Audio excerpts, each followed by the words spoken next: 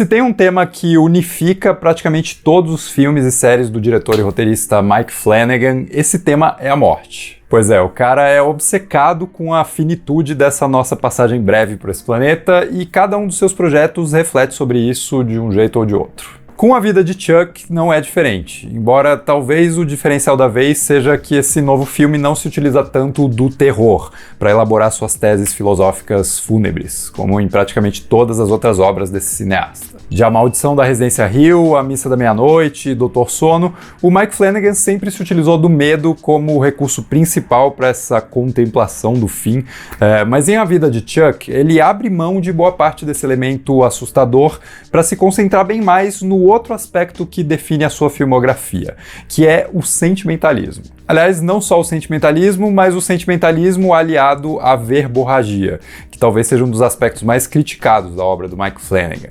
Ele sempre dedica trechos bastante longos dos seus filmes e séries a essa articulação verbalizada de ideias que incomoda muita gente, né, em maior ou menor grau, mas que nunca tinha me incomodado tanto até agora. Pois é, eu gostei de A Vida de Chuck e existem momentos específicos no filme que realmente me tocaram e me deixaram bastante pensativo, mas no geral eu acho que o filme perde muito ao deixar para trás justamente o elemento do terror, que balanceava esse sentimentalismo verborrágico do Mike Flanagan. Nas suas outras obras, eu acho que o terror atua super bem como a força que move a narrativa, que mantém o nosso engajamento e o nosso interesse no que a gente está assistindo, enquanto o autor discursa sobre aquilo que ele acha interessante. Em A Vida de Chuck, isso até acontece num primeiro momento, quando o filme sustenta um mistério típico das histórias do Stephen King, apresentando um clima de fim de mundo que é bastante intrigante, principalmente por se concentrar nos efeitos psicológicos desse cataclisma na vida das pessoas. E eu até queria que esse trecho se estendesse mais, né? Porque ele realmente me deixou na ponta da cadeira, principalmente quando ele mostra os efeitos de se viver sem internet, sem conexão virtual e o que isso faria com as poucas conexões reais que nos restaram. Mas quando o filme deixa esse cenário para se concentrar no personagem do título, o Chuck, ele perde essa camada incitante de suspense e tenta se apoiar completamente no lado filosófico, contemplativo e edificante da história. O que nem sempre é algo ruim, né? Já que muitos detalhes dessa parte da trama continuam funcionando bem e estimulando reações emocionais da nossa parte. Mas ainda assim, existe algo minimamente fora de compasso na progressão da narrativa que vai minguando lentamente e que foi me cansando um pouco, por mais disposto que eu estava em gostar do filme. Sei lá, A Vida de Chuck vai pisando no freio bem vagarosamente, o que até faz sentido com a história que está sendo contada, né, e com essa temática da morte que eu mencionei, mas o efeito colateral é que o filme perde muito do seu fôlego nesse caminho, principalmente quando a narração do Nick Offerman fica se intrometendo no meio das cenas e sublinhando didaticamente aquilo que poderia ser transmitido com mais naturalidade na linguagem audiovisual mesmo. O que até acontece, ocasionalmente. Quando essa narração vai embora, as cenas se desenrolam muito bem e respiram livres desse didatismo, e um dos melhores exemplos é uma cena de dança realmente empolgante que ocorre num certo momento da trama, onde o filme consegue expressar muito bem o quanto a gente tem a ganhar em expressar quem nós somos através das nossas paixões, seja a dança, no caso do protagonista, ou mesmo outras habilidades menos chamativas para aqueles de nós que não nasceram com esse talento. Mas esse fôlego só dura até a próxima vez em que o Nick Offerman aparece para ler trechos inteiros do conto do Stephen King que inspirou esse filme. Um conto que parece bem interessante, vale dizer, né? Mas que fica menos impactante e mais redundante quando ele repete tantas vezes as suas frases de impacto, as suas teses sobre o universo e sobre como a matemática é legal. Aliás, se tem alguém que é capaz de me convencer de que a matemática é legal, é o Mark Hamill, com a sua interpretação afetuosa, mesmo de um jeito reservado, melancólico e até assustador de vez em quando. Mas ele é mesmo um ponto forte no filme, assim como o resto do elenco, né? Seja os atores habituais que costumam trabalhar com Mike Flanagan, como a Samantha Sloyan, a Kate Siegel, o Rahul Kohli. Um parêntese, eu devo dizer que a participação do David Dastmalchian talvez seja a mais legal e a mais engraçada, principalmente quando ele fica reclamando da inexistência súbita do Pornhub. Mas enfim, os novatos nesse clube, né, também estão ótimos, como o Tom Hiddleston, a Karen Gillan e o Chiwetel Ejiofor, com uma menção especial para Mia Sara, que eu particularmente não via no projeto desde Curtindo a Vida Adoidado, e que continua muito gata. Mas é uma pena que todos os atores sejam meio subaproveitados no filme, né? Pela própria natureza de como essa história é contada. E o pior deles acaba sendo justamente o Tom Hiddleston, que tem pouquíssimas chances de se desenvolver nesse papel, justamente por conta dessa estrutura narrativa. Posso entrar nos spoilers? Só para eu poder ser um pouco mais claro com relação a isso, né? Se você ainda não viu A Vida de Chuck, assiste lá e depois volta para cá.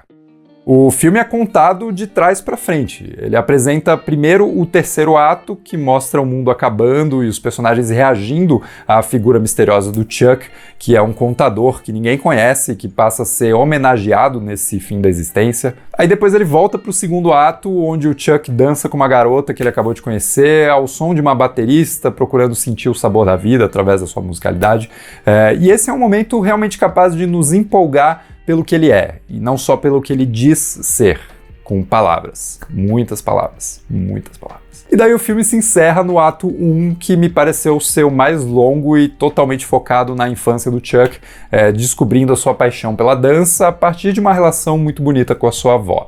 E em retrospecto, eu gosto da ideia de um protagonista que está morrendo por conta de uma doença terminal, e quanto mais perto da morte ele chega, mais ele se volta para o início da sua vida, ao mesmo tempo em que tudo aquilo que ele vivenciou também se prepara para chegar ao fim. É o caso do ato 3, né, que simboliza justamente aquela multidão que a professora do Chuck menciona que existe dentro da sua cabeça, se tocando que o mundo no qual eles habitam está sendo desligado aos poucos.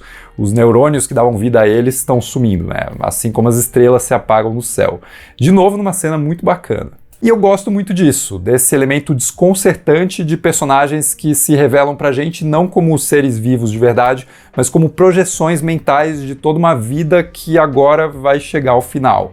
Mas eu só acho que o filme seria melhor se ele fosse todo sobre isso, né? Com essa narrativa misteriosa sendo desenvolvida até os últimos segundos da consciência, deixando a gente livre para interpretar as coisas por nós mesmos, chegando nessa conclusão sobre o mundo dentro da cabeça de alguém por conta própria. Quando o filme se afasta disso e se concentra numa vivência bem mais trivial, por mais bonita e inspiradora que ela seja, ele acaba se tornando algo mais próximo de uma história de autoajuda, né, motivacional e tudo mais. E pessoalmente eu prefiro quando essa motivação cinematográfica acontece mais como uma consequência lateral do que eu assisti e não como a intenção principal da obra, né? É por isso, inclusive, que eu curto tanto os trabalhos anteriores do Mike Flanagan. Missa da Meia-Noite, que talvez seja o meu favorito, né, discute o fundamentalismo religioso e as diferentes perspectivas do pós-vida, sendo uma baita história de... Opa, isso é um spoiler gigantesco para quem não viu e eu não gostaria de revelar isso ainda. Mas o ponto é que falta cinema de gênero em A Vida de Chuck, que acabou sendo, para mim, um filme bonito e bem intencionado, mas menos efetivo do que ele poderia ser, caso ele se divertisse mais com os elementos legais da sua premissa. Ah, mas aí você mudaria o texto do Stephen King, que sacrilégio, né? Bom, o Iluminado do Stanley Kubrick tá aí para provar que uma adaptação tem mais a que adaptar mesmo, e o resultado pode muito bem se tornar melhor. Pelo menos naquilo que o cinema tem a oferecer, né? Que é diferente da literatura. Mas de qualquer forma, eu acho que vale a pena ver A Vida de Chuck, e o filme até termina com uma escolha formal que eu gostei bastante. Quando o protagonista finalmente visita aquela cúpula misteriosa que ele não podia entrar, e tem uma revelação ali dentro, né?